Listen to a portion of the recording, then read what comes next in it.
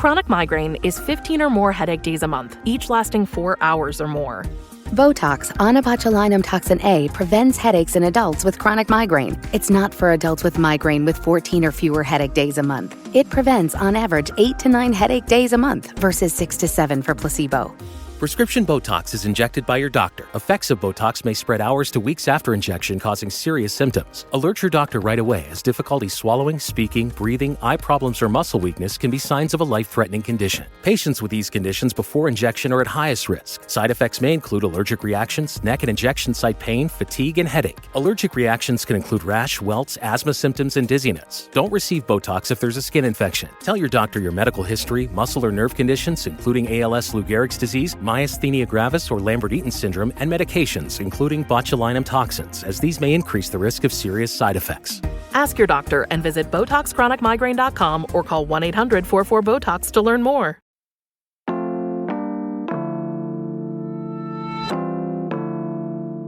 Today on CityCast Pittsburgh. If you're tuned in to the food scene here in Pittsburgh, you have probably heard about Fet-Fisk. It's this delicious Nordic seafood spot in Bloomfield, and this year it made it onto the New York Times Best Restaurant list. So according to the Times, it is one of the 50 best restaurants in our whole dang country. But before it got big, Fet-Fisk started out the way a lot of local places do here, by serving food at pop-ups all over the city.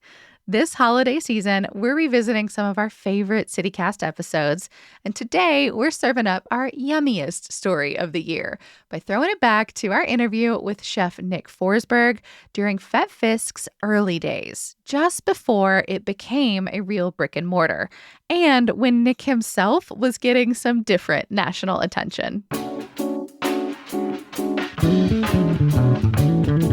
It's Thursday, December 26th. I'm Megan Harris, and here's what Pittsburgh's talking about.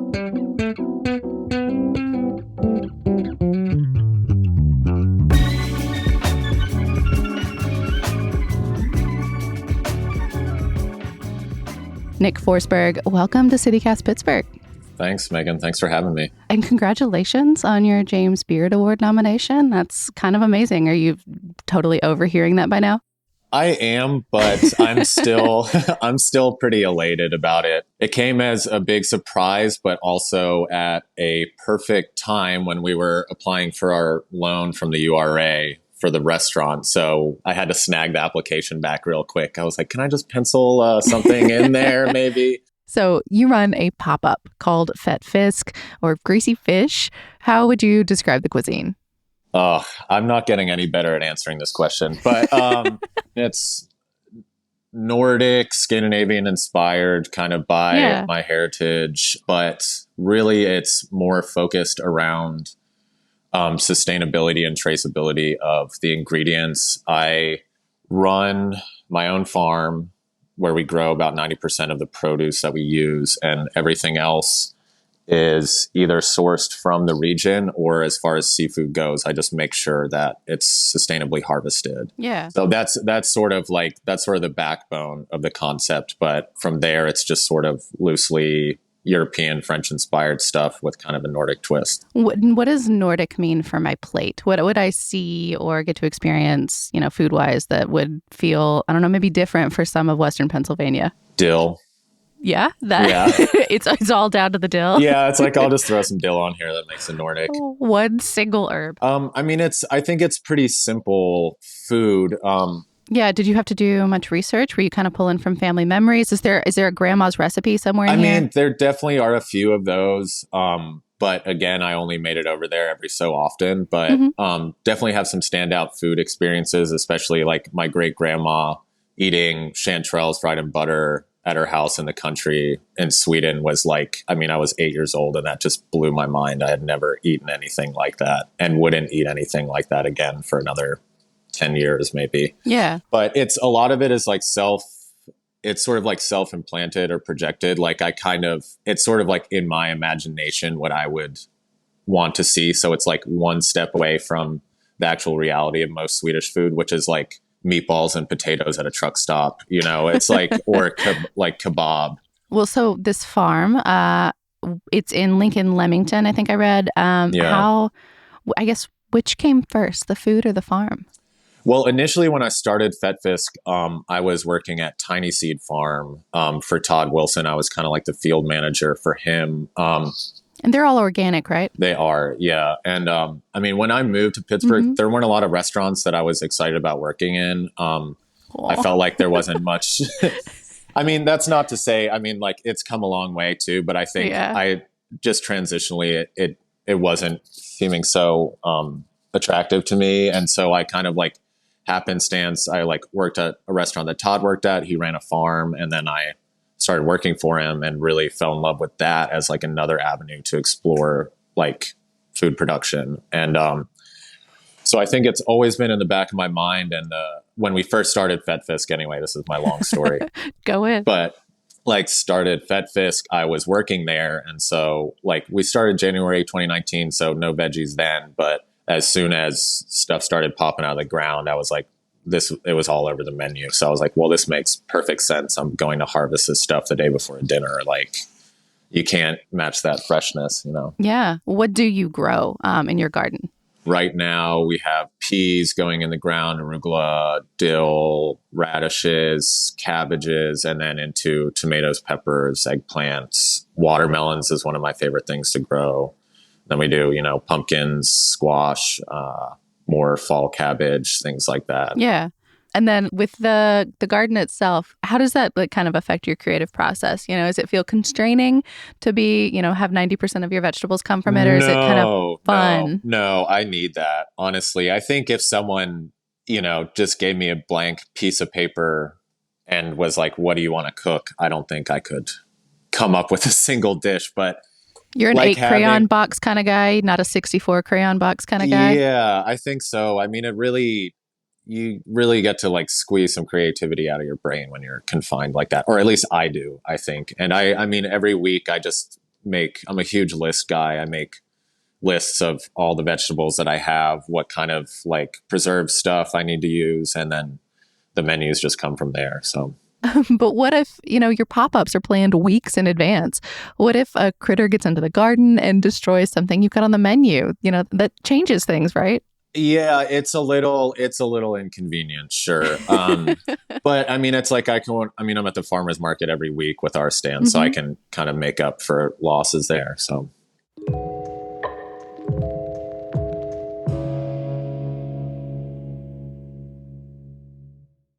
Ryan Reynolds here for Mint Mobile. One of the perks about having 4 kids that you know about is actually getting a direct line to the big man up north. And this year, he wants you to know the best gift that you can give someone is the gift of Mint Mobile's unlimited wireless for $15 a month. Now, you don't even need to wrap it. Give it a try at mintmobile.com/switch. $45 upfront payment required, equivalent to $15 per month. New customers on first 3-month plan only. Taxes and fees extra. Speed slower above 40 gigabytes on unlimited. See mintmobile.com for details. This episode is brought to you by LifeLock. The holidays mean more travel, more shopping, more time online, and more personal info in places that could expose you to identity theft. That's why LifeLock monitors millions of data points every second. If your identity is stolen, their US-based restoration specialist will fix it, guaranteed or your money back. Get more holiday fun and less holiday worry with LifeLock. Save up to 40% your first year. Visit LifeLock.com/podcast. Terms apply. Did you know or have any kind of hunch that pop-ups would be this popular, not just in Pittsburgh, but kind of everywhere all of a sudden?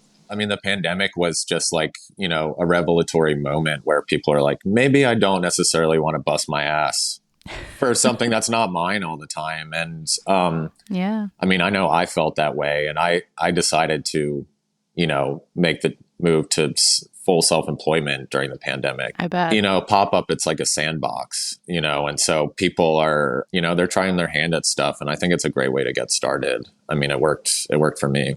It is working for you. I've wanted to go, but every time you have sold out almost instantly. I'm really impressed, actually, that the James Beard people managed to sneak their way in. Yeah, I don't know. I mean, there was no expectation there that anything like that would happen. And then I just fell on the floor. But you did. So you had no indication that they were coming at all. Yeah. Now it's even worse. Yeah. I mean, I was trying to like take a month off or something to get into planning for the year and deal with all this restaurant logistical stuff. And then that dropped. And then I have people beating down my door to come eat and also sell me like DirecTV and SodaStream guns and stuff like that for the restaurant. I'm like, you got to hold your horses. Like, it's a good problem to have. Yeah. So this restaurant, it's a location in Bloomfield, the old Lombardozzi building.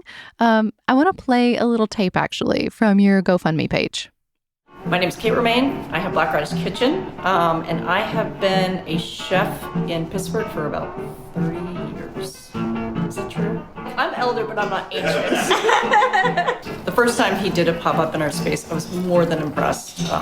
Just with his organization, the people that are working with him, super professional, but also obviously his food is some of the best food that's happening in Pittsburgh right now, and I got really excited for this project. So we all know that restaurants are a labor of love, and you have to keep in the creative space. And one of the ways, from my own experience, not having financial stress when you open or are a business owner is huge. This type of funding that Nick is going for will keep him in the driver's seat as far as his creativity for both his food and for his workplace culture. So he'll be able to make decisions that are informed of the way he wants to create and control his business model. You're 3/4 of the way towards that $40,000 goal. I've seen actually some like Pittsburgh famous and like kind of famous names on your donation page. What's it been like to watch those roll in? I mean, it's been pretty great. I think we knew we would have some community support, but like the generosity of anyone donating, but also certain people has been really humbling. And it'll help get us there for sure. Are you nervous about expanding? I mean, I've only seen photos of Lombardozzi's, but it seems pretty big. Like, What is it, like over 70 seats or something in the bar and restaurant? Yeah, and then there's 3 banquet rooms. Whoa. So I think total, maybe the space at capacity might be like 250. Oh my gosh, that's huge. You could say I'm a little nervous, but honestly, I think like having events capabilities and the ability to expand within the space is going to really go a long way for keeping our kitchen staff well paid and keeping the restaurant afloat. Well, so you've got your loan, you've got some crowdfunding, and then you're contributing money as well. Correct. I don't know. How does it affect your motivation? Does it add risk? Does it add to your creative process? It added a lot of anxiety when we were going through the loan application process. But I think we put in, like, I'm now Greg Austin of 412 and Kate Romaine are part owners now. And I have some equity after running the business for a little bit, and they're chipping in some. And that ended up only being about, our total project cost is around $400,000. So we were putting in 40, hoping to get 40 from the community via the GoFundMe. And then the loan was about 320, which we got a commitment letter 2 weeks ago. So I'm sleeping a lot better now. Congratulations. I know that's a big load off. For sure. Yeah. I've been able to shift my mindset from just ambient anxiety about that going through now to be like, how do I actually make this happen? And I'm feeling energized and motivated. So what's the timeline to open then? Oh, everyone wants to know, don't they? They do. But we get keys to the space in June, and then we probably have seven months of remodeling. So late this year, very optimistically, realistically, it's going to be probably more into next year. Do you think that you'll keep doing a Monday service when the restaurant's up and running? Right now, yes. Cool. I think we gotta keep the spirit, and we kind of have a captive market on Mondays already, and there's just nowhere else to eat on Monday nights. Sure isn't. Not after the pandemic, at least. So yeah, we're wanting to keep that spirit alive and just do a totally banging ass industry night. Nick Forsberg of Fet-Fisk, thank you so much. Yeah, thank you. This was really nice, Megan.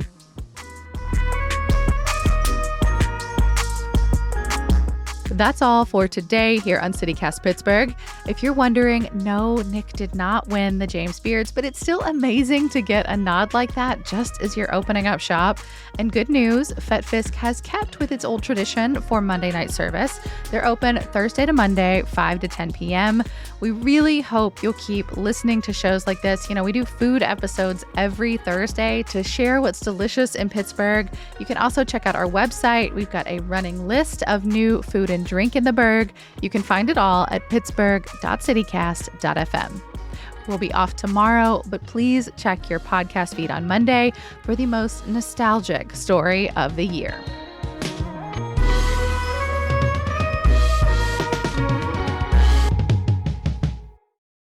Yeah, I'm like stuck on the ride now, so the bar on the roller coaster has been securely fastened. Yeah.